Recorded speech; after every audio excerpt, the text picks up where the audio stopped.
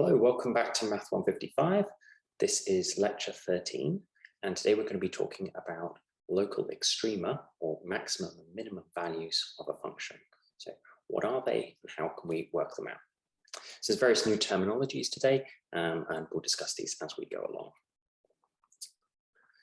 So what are local extrema? Well, these are simply maximum or minimum values of a function. So this should hopefully be fairly intuitive. We have, say, a function of two variables which describes a surface, and a local extrema is simply a maximum or minimum value that it obtains in an area. Okay, so there are various different cases that we can have, and we say that if our function value for all x and y near some point AB, so for all x and y near AB, our function value is less than or equal to the function value at AB, then we say that FAB is a local maximum. Likewise, if all values of our function near AB are greater than or equal to our function at AB, then we say that FAB is a local minimum. So that's only two cases here. If we look at this diagram in the bottom left, this point here is a local maximum because we are essentially at the top of this hill and everything around it nearby is a lower value. Likewise, if we consider this point down here, this local minimum, we can think of that as being in the middle of a valley, and everywhere we're looking from that point, our function has a higher value. Okay, so it's a local minimum. The reason these are called local is because they are only maxima or minima in a region of this space. Okay, so everywhere around here is lower than our maximum, everywhere around here is higher than our minimum, but it's not necessarily the highest everywhere. So if we have a point such as up here, we say that this here is an absolute maximum if all values of our function in our domain, so all x, y in our domain of f, obtain a lower value than at this point AB, then f has an absolute or global maximum at AB. Likewise, if we're at this point over here, and we can say that all points x, y in our domain of f have that our function value at every other point is greater than or equal to our function value at that point AB, then f has an absolute minimum at AB. So this here would be, again, an absolute or a global minimum. So when you see absolute, this can also be replaced by global. So in the case of this diagram in the bottom left, it's pretty obvious as to where our local maxima and minima are, as well as where our global or absolute maximum and minima are, because we can just look at it and see. We can't always do that, and it doesn't necessarily tell us exactly where those occur. We can think about where our candidates for local extrema occur by looking at our first order partial derivatives. Specifically, if we have a point AB and we look at its first order partial derivatives with respect to x, with respect to y, then if both of these are equal to 0, then it's possible that we have a local maximum or a local minimum. And we refer to these as being critical points. So a critical point is a point AB where our partial derivatives are both simultaneously equal to 0. So why is it not always exactly the same? Why do the critical points not necessarily equal our local maxima or minima? What I mean by that is that we have three cases. So in this first case here on the left-hand side, both of our partial derivatives are equal to 0, and this turns out to be a local minimum. It's also in this case also an absolute minimum. If we're on this right-hand side here, again, our partial derivatives are both 0, and everywhere we go, our function value decreases, so we have a local maximum. Again, this is actually a global maximum here. If we're at this case in the middle, then this point here, both of our partial derivatives in the x direction and the y direction are both equal to 0. But if we move in the y direction, our function decreases. if we go in that direction or that direction, function value decreases. If we move in the x direction, our function value increases. Okay, so this is not an extreme value, it's not a maximum or a minimum. This is actually referred to as a saddle point. You can think of this as being like a horse's saddle. So depending on the direction you go in, you, even though your partial derivatives are both equal to 0, one of those is positive, one of those is negative as you move away from there. Okay, so if we think about our critical points up here, what this is saying in terms of our first order partial derivatives, we have a critical point when our gradient of f at AB is equal to the 0 vector. Okay, so we talked about the gradient vector last time. If we work out our gradient vector and this gives us a value of 0 at our particular point, then this turns out to be a critical point. And then we can work out whether we have a local minimum or a local maximum or a saddle point by looking at its second order derivatives, which we'll talk about on the next slide. So we can find out where our critical points are by looking at when our partial derivatives are both equal to 0, or more generally when our gradient vector is equal to the 0 vector at that particular point. But to work out the classification of our critical point, whether it's a maxima, a minima, or whether it's a saddle point, then we need to look at our second order partial derivatives. So we can do something called the second derivative test. And what this basically tells us is if we work out our partial with respect to x at this point AB, and our partial with respect to y at this point AB, and they're both equal to 0. In other words, we have a critical point of f. And we define this capital D here to be the product of our second order partials with respect to x or y, and subtract our second order cross partial derivatives, so with respect to x and with respect to y. Remember, the order of these things, as far as we're concerned in this course, that it won't matter whether you do your partial with respect to x, then y, or y, then respect to x. It's always going to be the same thing here. If we take this and square it and subtract it from the product of the partials with respect to x or with respect to y, second order partials, then we get something called the discriminant. The sign of this discriminant, along with the sign of our partial, second order partial with respect to x, tells us what is going on at our critical point. Okay, so if our D is positive, then that tells us that we either have a local maximum or a local minimum. And then depending on the sign of our second order partial with respect to x, if this is positive, then we have a local minimum. And if it is negative, then we have a local maximum. Okay, so that tells us about local maxima or minima. We're always going to have a local maximum or minima when our discriminant is positive, and then the second order partial with respect to x is going to tell us whether it's a local minimum or a maximum. The actual value doesn't matter, it's just its sign that matters. If our D is less than 0, if the discriminant is less than 0, then we immediately know that we neither have a local minima nor a local maxima at our point AB, and instead we have a saddle point. So we're in this middle case here, a saddle point, if our discriminant is negative. If our discriminant is equal to 0, then our test is inconclusive and we can't actually work out what's going on. We have to do a little bit more investigation using other techniques. Okay, so let's step through an example. So we've got this function here, f of xy is equal to xy as for e to the minus x squared minus y squared. And if we get interval from alpha, we get a contour plot that looks like this. And we can immediately see, by considering what's going on with these contours, that we should be getting critical points at these values here. And these look like these values down here.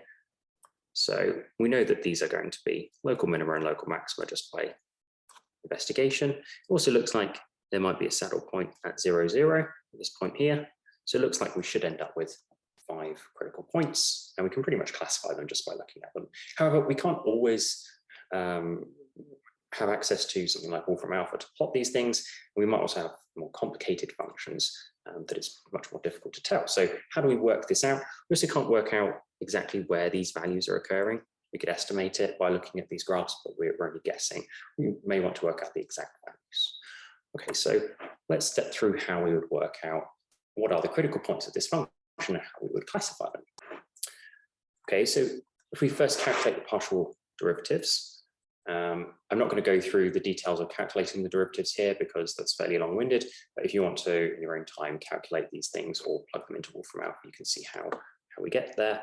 So if we calculate the partial with respect to x, we get y times by 1 minus 2x squared times by e to the minus x squared minus y squared, and partial with respect to y is going to be x times by 1 minus 2y squared e to the minus x squared minus y squared. Note that there's symmetry between these two things. And we know that we get critical points when f(x) is equal to 0 and f sub y is equal to 0. Okay, so we can note that these parts here are always positive, so exponential of anything is always positive. So we know that our partial derivatives are only going to be equal to 0 when this is equal to 0 and this is equal to 0. So the terms on the left-hand side of each of these expressions.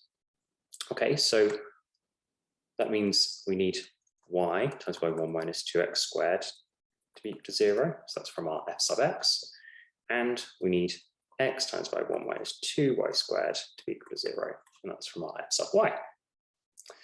So a little bit of algebra here. We can see that either in this left-hand case, y is equal to 0,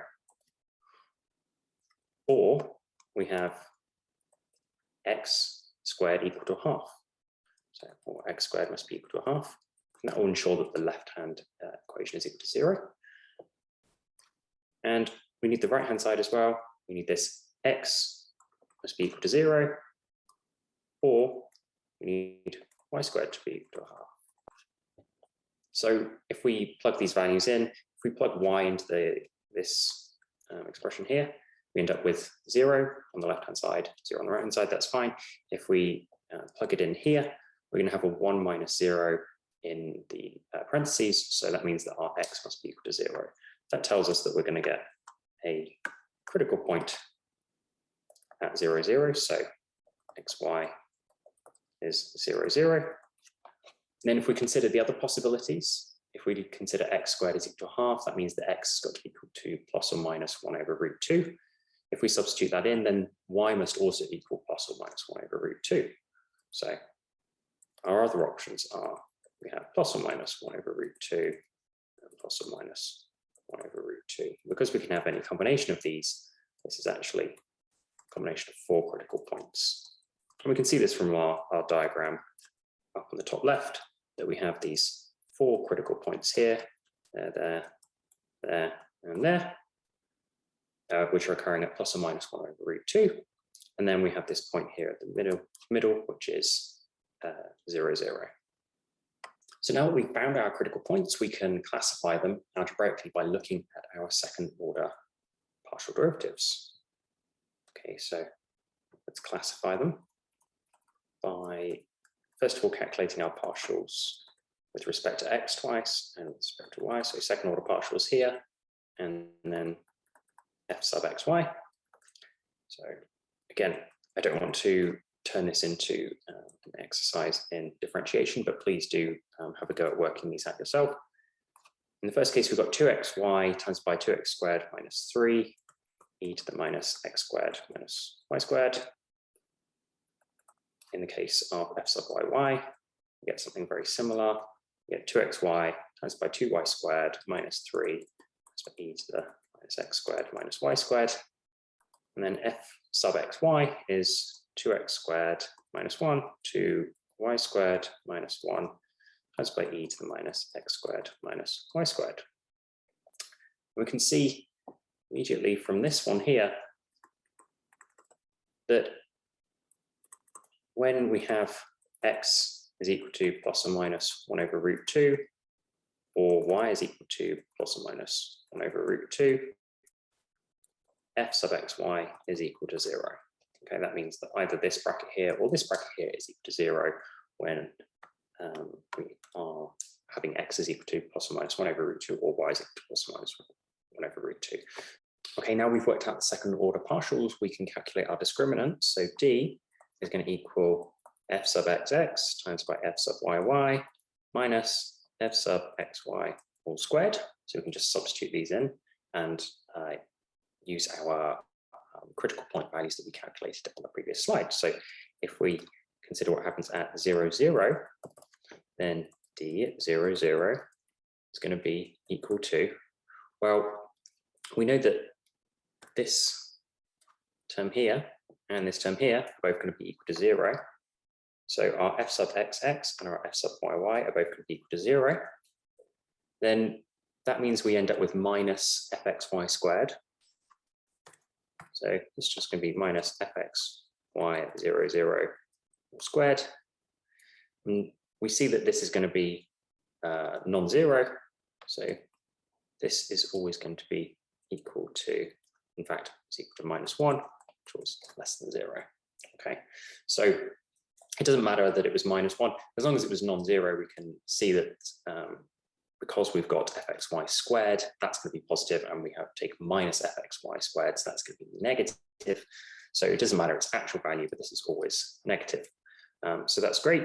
We can therefore determine that f has a saddle point